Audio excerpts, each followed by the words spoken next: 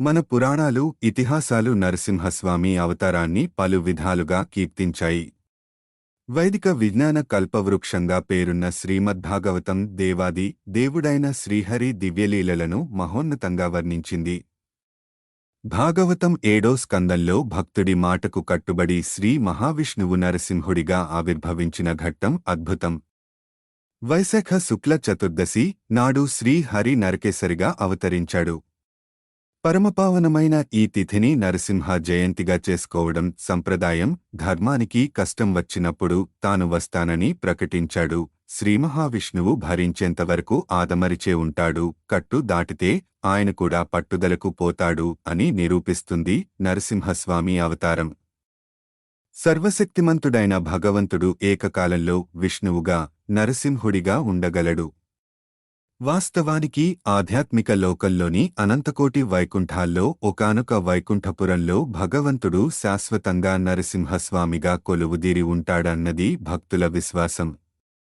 తన పరమభక్తుడు, సేవకుడు అయిన ప్రహ్లాదుడి మాటను నిజం చేయడానికి, ఇంకా చెప్పాలంటే భగవంతుడు సర్వవ్యాప్తుడు అని నిరూపించడానికి నరకేసరి అవతారం మంచి ఉదాహరణ. ఎక్కడో ఉన్నవాడు అంతలోనే హిరణ్యకశిపుడి సభామందిరంలోని ఒక స్తంభం నుంచి ఆవిర్భవించడం చూసేవారికి వింతేమో కాని అంతటా ఉన్న ఆయనకు లీల కాదు. మత్స్య, కూర్మ, వరాహ రూపాలు దాల్చి అవనిని ఉద్ధరించిన దేవదేవుడు కనీవిని ఎరుగని రీతిలో నరమృగ శరీరాన్ని దాల్చడం భగవత్ భక్తులకు ఆశ్చర్యం కాని స్వామికి కాదు. ఆ భగవత్ తత్వాన్ని సంపూర్ణంగా తెలుసుకున్నవాడు ప్రహ్లాదుడు.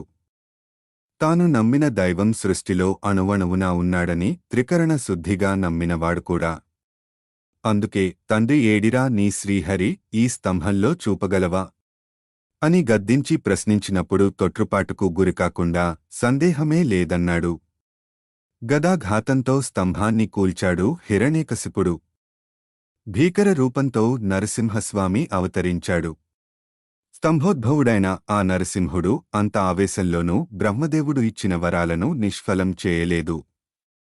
ఆయనిచ్చిన వరాల్లో లేని రూపాన్ని పొందాడు. తన తెలివితేటలతో మృత్యువును జయించాలని తలచిన రాక్షసుడి ఎదుట మృత్యువై నిలిచాడు. భగవంతుడిని ఎందులోనూ ఎవరూ జయించలేరు. సర్వోన్నతుడనే మాటకు అర్థమదే. షరతులకు లోబడి హిరణ్యకశిపుడిని సంహరించాడు శ్రీహరి. మీకు ఈ వీడియో నచ్చినట్లయితే లైక్ చేసి ఇతరులకి షేర్ చేసి సబ్స్క్రైబ్ చేసుకుని మాకు సపోర్ట్ చేయండి. ధన్యవాదాలు.